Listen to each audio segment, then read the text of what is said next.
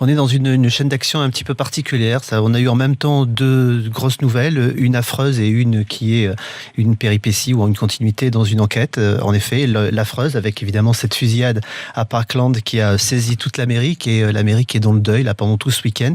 Et en même temps, le procureur Mueller qui nous annonce qu'il a enfin des coupables dans son imbroglio d'enquête dans laquelle, à vrai dire, plus personne ne comprend grand-chose puisqu'il y a eu tellement d'épisodes. Enquête sur l'ingérence russe dans la présidentielle. Et c'est justement là où je voulais en venir. Il nous annonce donc qu'il y a bien eu une ingérence russe dans l'élection américaine.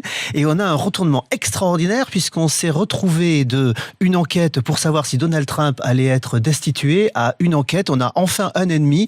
On est retourné, figurez-vous, dans les années 50 ou 60. On est en pleine guerre froide. L'ennemi, c'est la Russie. Et à nouveau, les Américains ont leur ennemi préféré, les Russes. Oui. Ils sont morts de rire à Moscou, a tweeté Donald Trump.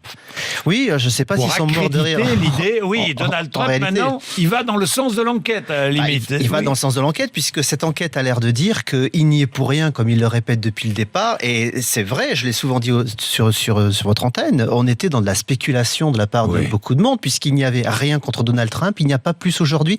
On a en réalité l'impression que le procureur Mueller est en train de vouloir sortir cette enquête en faisant sortir tout le monde par le haut, puisque ça accrédite l'idée pour les démocrates qu'ils avaient raison de pousser, puisqu'il y a maintenant un coupable et donc preuve qu'il y a eu une ingérence. Ça fait plaisir à l'ensemble des républicains qui, du coup, se sortent d'affaires pas trop mal, à Donald Trump qui n'est accusé de rien, et l'ensemble des partenaires étant contents, Robert Mueller a sauvé son poste et a justifié son salaire, donc on pourrait avoir effectivement une conclusion. Et c'est là où ça devient rigolo. Les démocrates demandent à ce qu'ils ne fassent pas la conclusion maintenant. Elle n'est pas favorable finalement à leur camp et à leur cause. Avant les élections, ça servirait Donald Trump. Il faut surtout pas tout que Mueller poussière, conclue trop vite.